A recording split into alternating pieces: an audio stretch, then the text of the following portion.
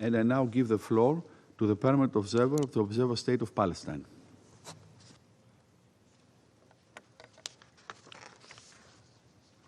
Mr. President, I thank you for convening this meeting and thank UN Special Coordinator Sigrid Kaag for her important briefing and her efforts. I also express our deep appreciation to Dr. Ferouz Sidwa for his compelling briefing, for his service to save wounded Palestinians, especially children in Gaza, and for his appeals for an end to this brutal war on our people. Let me also reiterate our support and gratitude to the Secretary General, Mr. Guterres, to Tom Fletcher, to Mr. Lazzarini, and many others, including the heroic staff of the UN in defending, serving, and saving lives at the expense of theirs. Mr. President, there is cruelty in the bombardments, cruelty in the wanton destruction, cruelty in the blockade, and even cruelty in the distribution of very limited aid.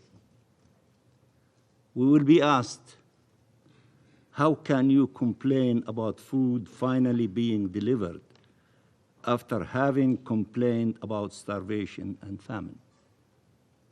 Isn't it any aid better than no aid at all? Who said these should be our choices?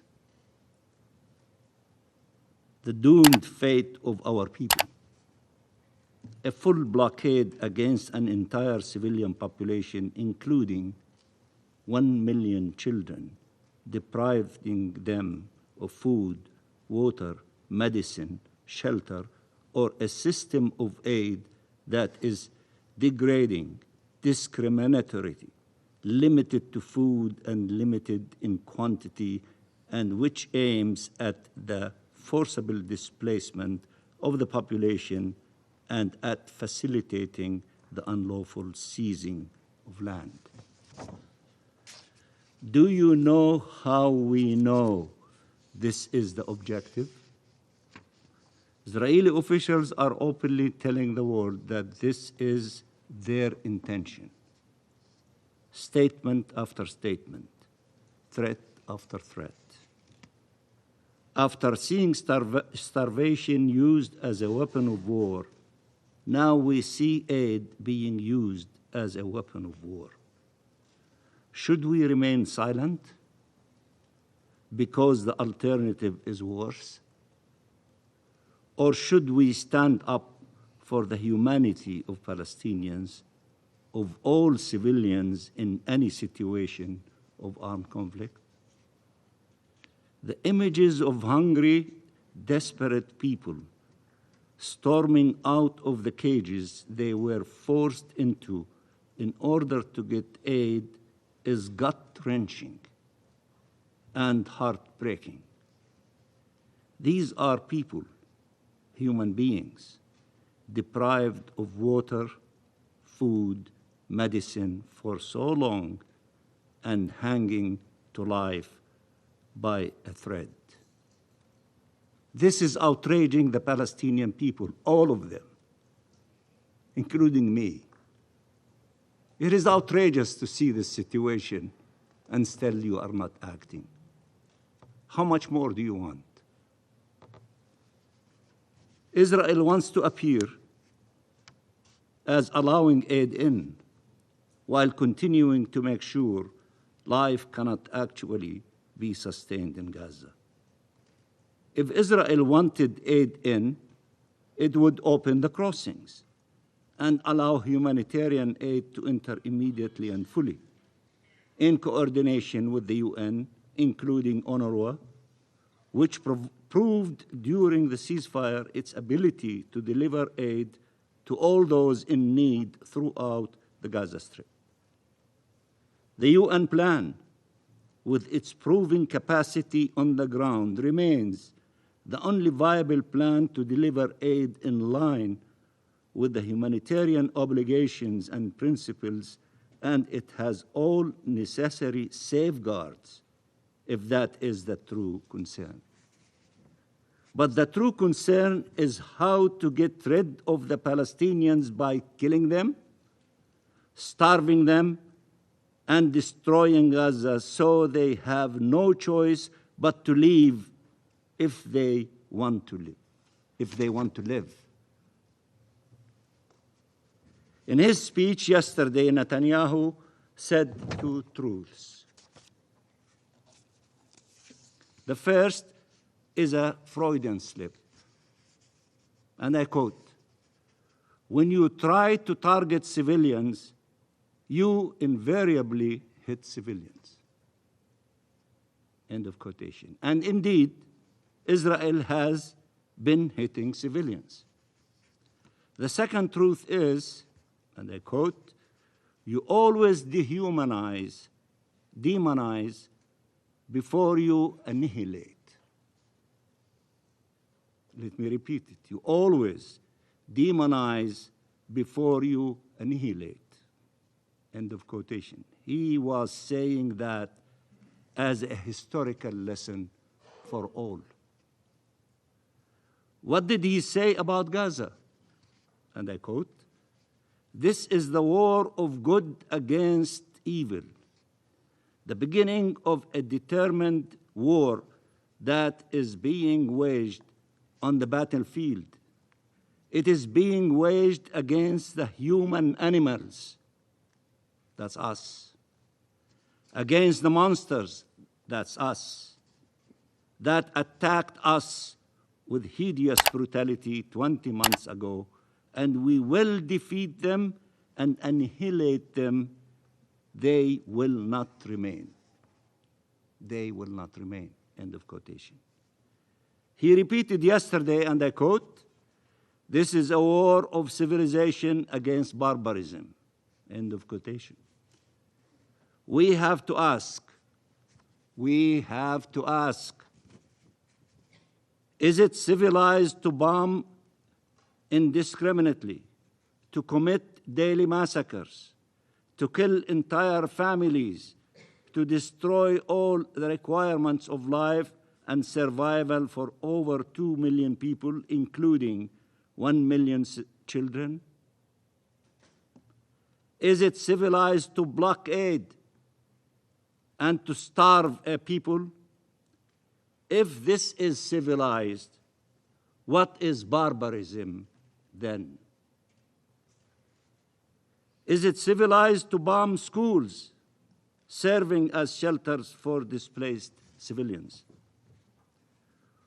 When you see the images of 6-year-old Ward al-Sheikh Khalil, the first question should be, how did she find herself amidst the flames, which my brother Ammar showed you the picture? It is because of an Israeli strike on a school turned into a shelter. 36 people were killed in that strike, mostly women and children. Ward survived, but her mother and 5 of her siblings did not make it out of the burning buildings. And again, my brother Ammar showed you the pictures. She will forever have to live with that trauma. And as the distinguished brother Ferouz told us, 50% of those who are under 5 years old are not looking for life. They are looking for death because they cannot bear the pain of losing so many of dear ones, of their families and siblings. If we stop this genocide before she is killed too, Ward. Dr. Najjar, who was honoring her noble mission as a doctor trying to save lives, saw her children as they arrived to the hospital, their bodies burned and already dead. She lost 9 of her 10 children. A horror and trauma the mind cannot comprehend.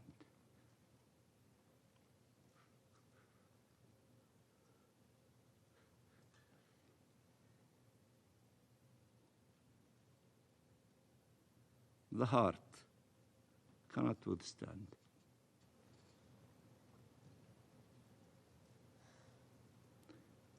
Since Israel broke the ceasefire in March,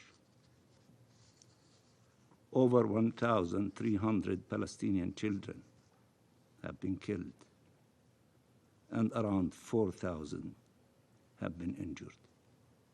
These are children. Children. And still, a war against barbarism. Children.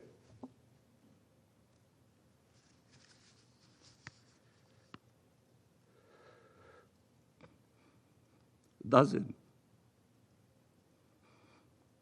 of children are dying of starvation. The images of mothers embracing their motionless bodies, caressing their hair, talking to them, apologizing to them. It's unbearable. How could anyone tolerate this horror?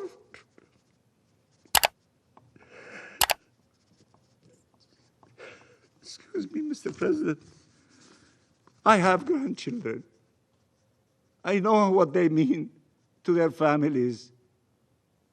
And to see this situation of the Palestinians without us having hearts to do something is beyond the ability of any normal human being to tolerate. Flames and hunger are devouring Palestinian children. This is why we are so outraged as Palestinians everywhere, the 14 millions of us in the occupied territories, in the diaspora, in the refugee camps, in far places, all the way to California and in between. We love our children. We love our people. We don't want to see them going through this tragedy and this savage attacks by those who claim the virtues of fighting against barbarism. But Netanyahu mocks claims of starvation in Gaza, despite the overwhelming evidence. And what proof does he rely on? That Israel takes thousands of prisoners and photograph them half naked, and that you can see they are not starving. He is speaking of the prisoners parked in trucks by the hundreds, or in the open last winter and the one before, including children. More inhumane and cruel treatment, more dehumanization, more disregard for basic human decency. Netanyahu claims that Israel is supplying the population with essential requirements: food, water, medicine. That's why he, and I quote him, that's why you didn't have mass starvation at all, he says.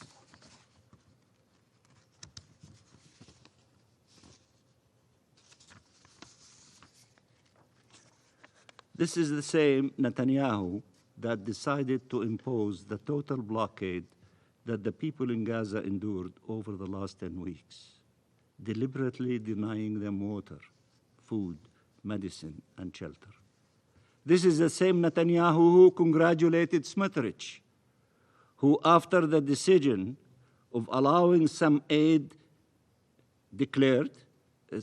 end declared, and I quote, Now we conquer, cleanse, and stay until Hamas is destroyed. Along the way, what remains of the Gaza Strip is also being wiped out, simply because everything there has become one big terror city.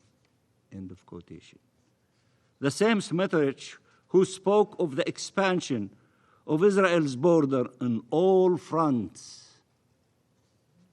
inciting the crowd of Israeli extremists storming the streets of the old city of Jerusalem and Al-Haram al-Sharif on the so-called Jerusalem Day. Smotrich shouted, "Are we afraid of the world occupation," meaning thinking of the situation there? He shouts, "Are we afraid of the world?" The crowd answered, "No, we are not afraid." Are we settling the land of Israel? Are we liberating Gaza? The crowd cheered. Netanyahu said the objective of this destruction, Netanyahu said that the objective of this distribution mechanism was to have a sterile zone in the south of Gaza where the entire population can move. And he has repeatedly said that Israel wants to depopulate Gaza, calling it voluntary migration, the code name for ethnic cleansing and to take control of Gaza. So what should we all do? Pretend we cannot see? We cannot hear? Netanyahu is asking us not to believe his own statements, not to believe that the actions he took actually took place. He is asking you to redefine all of international law to fit Israeli crimes, to enable these atrocities. He is asking you to accept, to bargain with people's lives and with our existence as a nation, and with peace and security for all in our region. He wants to define the terms at the expense of everybody else. His political survival relies on it. We all know this. We have known it for a long time. Nearly 200,000 casualties between killed, injured, and have been the consequence of this. So what should be condemned? Genocidal statements and actions, or statements and actions to prevent the genocide? What should we condemn? There should be no character assassination of those who stand against these brutal policies, while those behind them are never held to account. We should see the truth. We should see clearly. For our part, our position is clear and unequivocal. Nothing can justify attacking civilians, whether Palestinians or Israelis. Double standards no more. We are human beings. We are proud Palestinians. We sit around this table. We should be treated exactly like everybody else. Not to see what you want to see in the mirror and to ignore the obvious, the huge elephant in the room, the Palestinian people. Be fair. Use one stick of measurement. We are like the rest of you, all of you. Don't have a system of measurements for one group and pretend the others do not exist. We do exist. And although I love Mansour, the Palestinian artist, who my sister, Sigrid referred to him, we will never wither away, we will not go as Palestine. Although he said in that famous artwork that he see that Palestine is withering away. But he probably was referring to settlements and other issues. But I can assure you, we are rooted in Palestine more than the olive trees, the Roman ones, rooted in Palestine. We will never go away. We will not wither away. We are staying in our homeland, and we will attain our inalienable rights, hopefully sooner than later. Okay. For our part, our position is clear and unequivocal. Nothing can justify attacking civilians, whether Palestinians or Israelis. We reject dehumanization and double standards. Palestinian lives are not less important, less sacred, less worthy of protection. Mr. President, President Trump, together with Egypt and Qatar, is making every effort towards a permanent ceasefire that could end the killing, release hostages and prisoners, begin to end the horrific humanitarian situation, lead to the withdrawal of Israeli forces. The Palestinian Authority is ready to fully assume its responsibilities in the Gaza Strip, both in terms of governance and security, with international support and presence. President Trump said he wants to see peace prevail in the region. That is the Trump plan, not the distorted version promoted by Netanyahu to pursue the war. It is time for all states to do what is necessary to end this genocide, break this siege, end this illegal occupation, achieve the independence of the state of Palestine and the two-state solution and peace. That will be for the benefit of all states and all peoples, Palestinians and Israelis and the entire region. If the Security Council does not act, there is nothing that prevents you from acting in your national capacity. Act in your national capacity. Do something. Stop this crime from continuing against the Palestinian people, this genocide. Let's not try to shift the blames of those who are not acting. Show us your true character, your commitment to international law, your commitment to justice. You can act. And by acting in your national capacity also, you might inspire the Security Council to act in its collective, powerful capacity. This is not a so-called reward or gift. This is the right of the Palestinian people to life, to live as a free people, to live in peace, security, and with human dignity in their homeland, side by side, in peace and security with Israel. These decisions can no longer be deferred.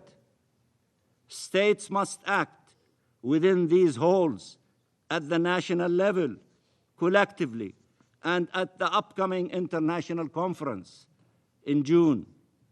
They need to show that their resolve far outweighs the will and sinister plans of the enemies of peace. Free Palestine, as hundreds of millions of people are screaming in the streets in every corner of the globe. Free our region from occupation and wars. It has all gone on for far too long. The human toll and suffering are more unbearable than ever. There must be an immediate ceasefire. There must be unimpeded humanitarian aid and protection for our people. Hostages and detainees must be released. The forced displacement of the Palestinian people and annexation of Palestinian land must be stopped. Save Gaza, save Palestine, save the two-state solution, save peace. Thank you, Mr. President.